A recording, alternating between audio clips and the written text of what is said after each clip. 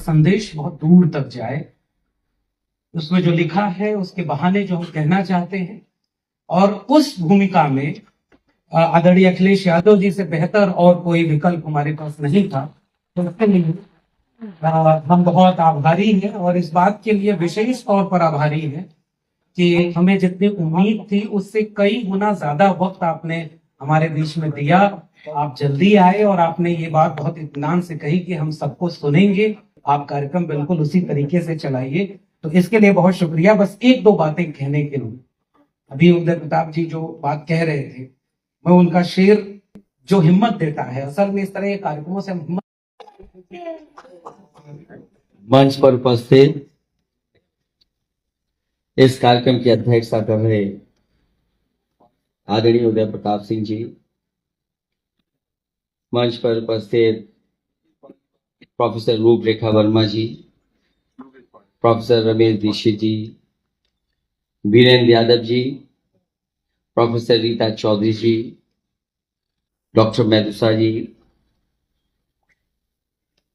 दीपक कबीर जी, सरप्रिया सांगवान जी, और जिनके बुलाने पर हम सब लोग यहाँ पर मौजूद हैं, डॉक्टर लक्ष्मण यादव जी, और इस कार्यक्रम में उपस्थित सभी हमारे बुद्धिजीवी समाजवादी साथियों, मैं सबसे पहले डॉक्टर लक्ष्मण यादव जी को बहुत बहुत बधाई देना चाहता हूं। एक उन्होंने जो अपनी प्रोफेसर की डायरी लिखी है किताब, ये केवल किताब नहीं है, ये उन्होंने उत्पीड़न का इतिहास लिखा है, और कोई अपनी व्यक्तिगत डायरी मजबूर होकर ही सार्वजनिक कर सकता है। जहां प्रोफेसर की डायरी में शिक्षा व्यवस्था का काला चिट्ठा उन्होंने खोला है, वहीं कम से कम सरकार को श्वेत पत्र जारी करना चाहिए। और मैं इस बात को मानता हूं कि ये किताब केवल हम लोगों ने नहीं खरीदी, ये किताब जो प्रभुत्ववादी हैं उन्होंने भी छिप करके खरीद करके पढ़ी होगी, और वो सोच रहे होंगे कि उनकी कितनी पोल खोली गई है इसमें। मैं इनको इस ऐसी किताब के लिखने पर बहुत बधाई देना चाहता हूं। मेरे से पहले सभी वक्ताओं ने अपनी बात रखी है, और बहुत जानकारी के साथ साथ एक लंबी लड़ाई के तरफ इशारा किया है। ये जो आज डॉक्टर लक्ष्मण जी ने अपनी डायरी में लिखा है, मैं तो ये समझता हूं कि जितने भी पीड़ित परिवार के लोग हैं, अपने जीवन में कितनी भी ऊंचाई पर पहुंच जाएं, कभी ना कभी इस तरह का व्यवहार स्वीकार करते हैं, अपमान उनको फेस करना पड़ता है।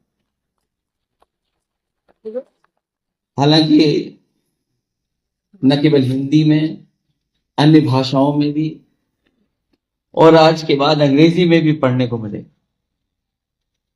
और ये जो हमारे तमाम साथी हैं, मुझे पूरा भरोसा है कि न केवल ये पढ़ेंगे, बल्कि डॉक्टर लक्ष्मण जो लड़ाई लड़ रहे हैं उनका उसमें साथ भी देंगे।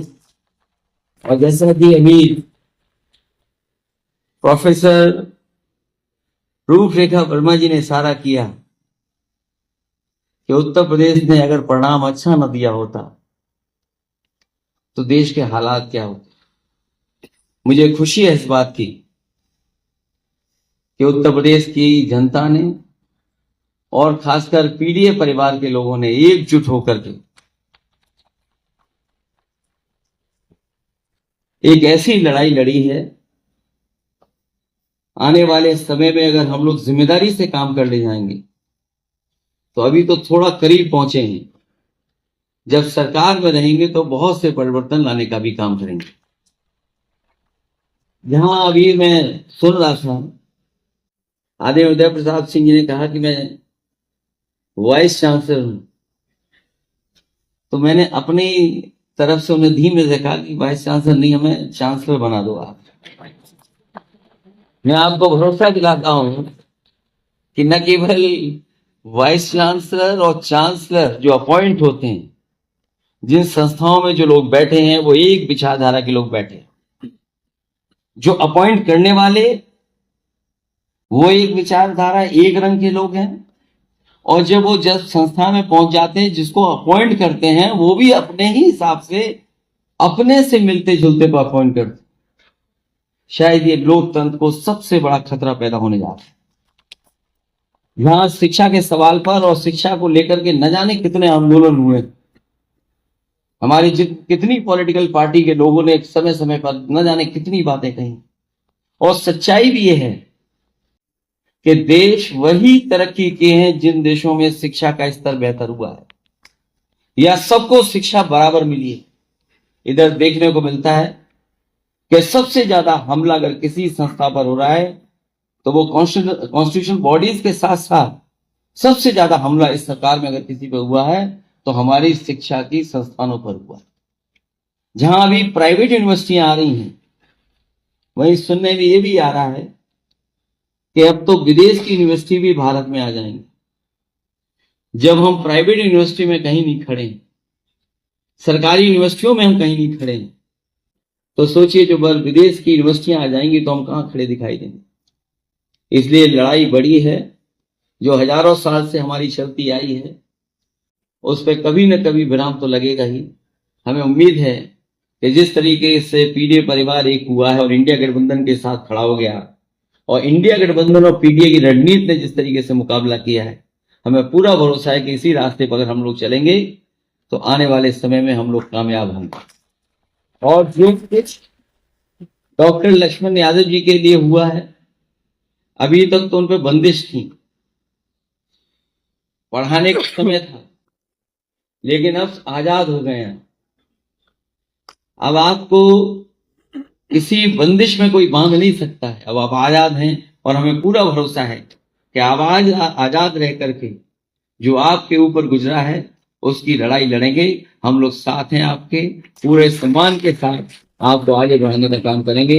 इन्हीं शब्दों के साथ आए हुए तमाम साथियों का बहुत बहुत धन्यवाद देता हूं। इस किताब के माध्यम से जो जानकारी दी है आपने, जो आपने संघर्ष के बारे में बताया है, और जिस तरीके से संस्थाओं में जो कुछ चल रहा है, शायद ही कभी ऐसा हुआ होगा जो आज संस्थाओं में हो रहा है। हमें उम्मीद है कि आने वाले समय में संस्थाओं को भी सुधारने का काम होगा। बहुत बहुत धन्यवाद।